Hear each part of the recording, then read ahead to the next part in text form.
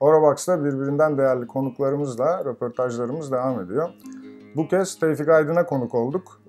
125 senelik tarihiyle Türkiye'de saatçiliğin gelişmesinde çok büyük bir pay sahibi bu kurumun yöneticisi Sayın Ömer Aydın'la beraberiz. Ömer abicim, hoş geldiniz Orovax'a. Hoş bulduk. Teşekkür ederiz bizle beraber olduğunuz için, katıldığınız için. Çok memnun Tevfik Aydın 4 nesildir devam eden bir kurum. Siz 3. nesil sayılırsınız. Bir kısaca Tevfik Aydın hakkında, organizasyon hakkında bir bilgi alabilirsek tabii, sizden. 1889 yılında dedem Mehmet Nuri tarafından Trabzon'da kuruluyor. 1940'tan itibaren Tevfik Aydın ismiyle İstanbul'da devam ediyor. Şahıs firması olduğu için dedem vefat ettikten sonra Tevfik Aydın ismiyle devam etmiş. Daha ziyade mekanik saat konusunda iştigal etmiş. İşte kuvars saatlerin gelmesiyle biraz bir sıkıntılı dönem geçirse bile daha sonra mekanik saatin artık küllerinden yeniden doğmasıyla tekrar bir atılım yapmış. O dönem zaten herkes için zordu. Komple İsviçre saatçiliği bile çok zor günler yaşamışlar. Çok etkilendi tabii. Evet. Şimdi bugüne geldik. Sizin enteresan bir projeniz var. Bu arada sizin de bir blogunuz var. ustasaati.com. Tüm Horovax ekibi olarak biz bayağı bir oradan ilham alıyoruz. Evet, takip ediyoruz sizi de. İnşallah bizle de bu tarz çalışmalarımız olur. Bize de destek olursunuz yazılarınızla ilerleyen günlerde. Şimdi Saatlerce diye bir proje var. Çok ilginç bir proje. Hani biz mekanik saat tutkunları için çok özel bir proje.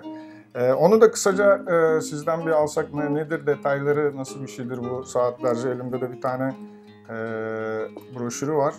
Bunu ileride Horovax'ta da yayınlayacağız. Şimdi Ömer Bey'den kısaca dinleyelim bunu. Bu 3. İstanbul Bienali kapsamında Yaratıcı Mahalleler diye bir program yaptılar. Bu 3. senesi. Burada amaç Bienali şehrin içine yaymak. Evet. Bir projesi olan İKSV'ye müracaat edip bu kapsamda yer alabiliyor. Bizim de aklımıza Saatlerce projesiyle bu Bienal'de yer almak fikri geldi. İlk önce ne şekilde yer alabiliriz diye bayağı bir düşündük. Proje oluşmadan aslında orada evet. Yer almak. Sonradan proje oluşmadan yer almak istedik. Çünkü çok hoşumuza gitti. Böyle bir şeyin mağazamızda bilhassa gelinerek görülmesi, izlenmesi fikri bizim çok hoşumuza gitti. Eskiden bilhassa kuvars saatin bu kadar gündemde olmadığı zamanlarda ben hatırlarım. İnsanlar saatleri seçerken bir de sesini dinlerlerdi. Çünkü mekanik saatlerin hepsinin sesi birbirinden farklıdır. Evet. Ve müşteri saati beğendikten sonra, hatta soranlarını bile hatırlıyorum. Bu saatin aynısından bir tane var mı? İkisinin sesini mukayese edeceğim. Yani bu kadar sesleri enteresan gelirdi. Bunun bir geçerli tarafı da vardır. İyi ustalar sırf saatin sesini dinleyerek bu saatin iyi çalışıp çalışmadığı hakkında bile fikir yürütebilirlerdi. Yani sadece bir sesi dinlemek değil, saatin iyi çalışıp çalışmadığı hakkında da bir fikir bile alınabiliyor. Biz bu kapsamda 49 tane kol saatini, bir tane duvar saati, bir tane de kule saatinin seslerini kaydettik. Kule saati hariç hepsi bizim tarafımızdan kaydedildi. Kule dediğiniz Big Ben değil mi? Big Ben, evet. Big Ben. Sadece onu internet ortamından kaydını aldık. Nasıl kaydettiniz abi bunları? Yani bu çok düşük frekansta bir ses. Yani nasıl bir şey oldu bu? Evet, bunu da gerçekleştirirken Teknik Üniversite Konservatuvar bölümünde doçent öğretim üyesi Sertaç Kakı'nın yardımını aldık. Kendisi ve eşi müzisyen. Daha önceden de tanıdığımız için bu düşünce aklımıza gelince hemen Sertaç'ı hatırladık. Sertaç bir iki kere geldi. Projeyi geliştirirken ilk önce nasıl yapacağız bunu, stüdyo gerekiyor gibi konuşmalar geçti. Fakat daha sonra bu saatlerin hepsinin stüdyoya gitmesi, tek tek dinlenmesi ve işte birkaç gün kalması icap edeceği konuşuldu. Kısıtlı bir bütçeyle çalışıyoruz. Bunu da hem Sertaç'a hem bize bir külfet getireceğini düşündük. Dolayısıyla Sertaç dedi ki ben dedi bunu bir kendi tasarımın bir aparat yaparak icat yaptı bir icat yaptı. Aynen öyle. Kaydetmeye çalışacağım dedi. İlk önce yaptığından pek netice alamadı. Daha sonra tekrar bir tasarım yaptı.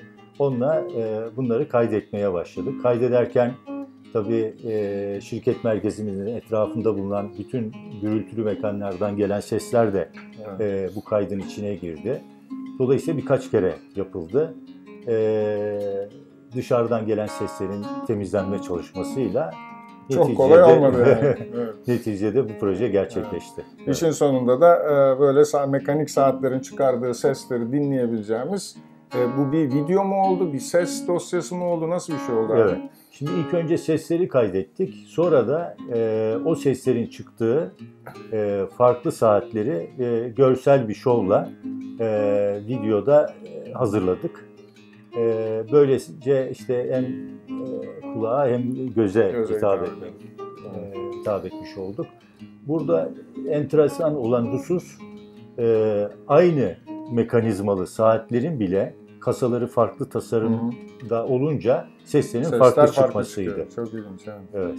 Peki Big Ben nereden aklınıza geldi abi bunu dahil etmek? Şimdi Big Ben biliyorsunuz bunlar kol saatleri eşofmanla çalışır. Evet. Halbuki Big Ben'de sarkaç var. Ben istedim ki sarkacın sesi de o da netice itibariyle bir mekanik saattir. Ağırlıkla çalışır o. Evet. Yer çekiminden alır gücünü. Öteki zemberekten alıyor. İstedim ki o da olsun ve tesadüfen bilgisayar, internet ortamında bunu bulduk. Bulunca dedik bunu da ekleyelim. Böyle gelişti. Evet, araya bir şey daha eklemişsiniz abi. Böyle hani bu mekanik saatlerin seslerine bir de akustik bir müzik eklemişsiniz. Ona da zemberek demişsiniz galiba. Onu da biraz anlatırsanız bize. Evet. İlk önce bu projede bizim sadece düşüncemiz saatlerin seslerini kaydetmekti. Fakat Sertaç dedi ki bunlardan bir müzik bile yapılabilir sadece bu sesleri kullanarak. Sertaç Bey de maşallah.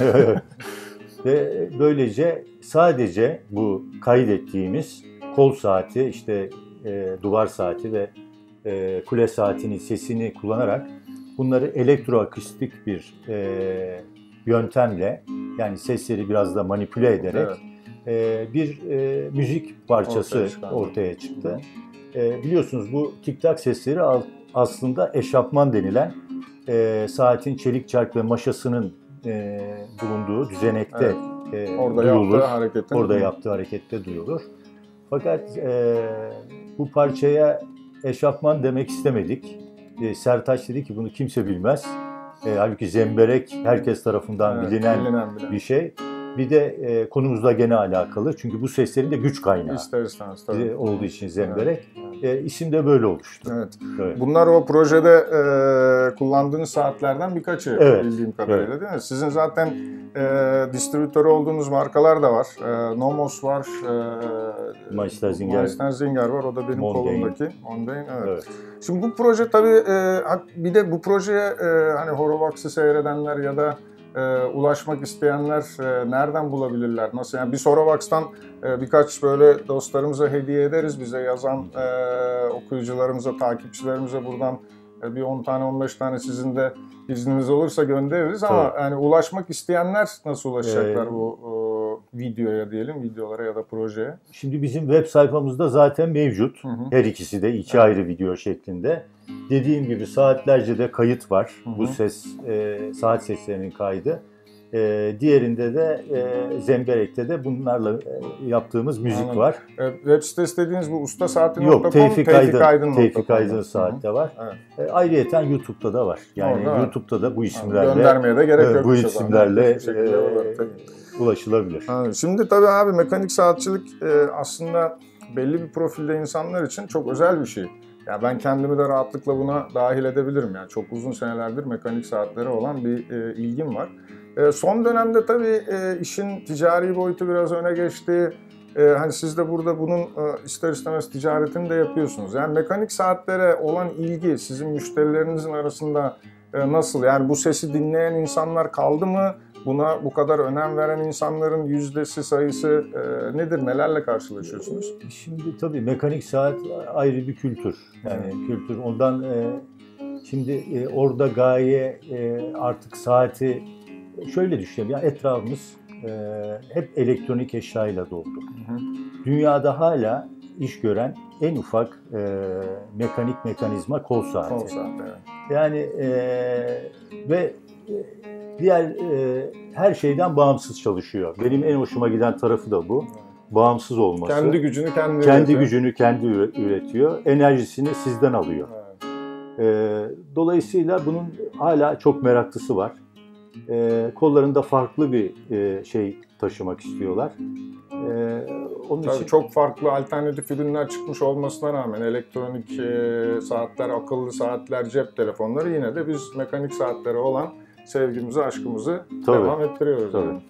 Yani. İşlevi tek ama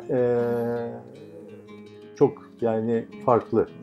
Evet, bazı insanların dediği gibi yani ben hayatta en çok saatime bakarım. O da bana özel olmalı. Evet.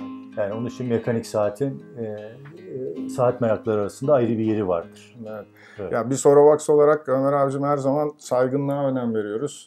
Bu saatlerin de bir mekanik saatlerin özellikle kişilerin saygınlığına bir etkisi olduğunu düşünüyoruz. Sizin de bu projeniz gerçekten hani bu saygınlığı pekiştiren bir proje olmuş. Çok teşekkür ediyoruz. Çok tebrik ediyoruz. Sağ olun. Çok sevindik bizlerle beraber olduğunuza.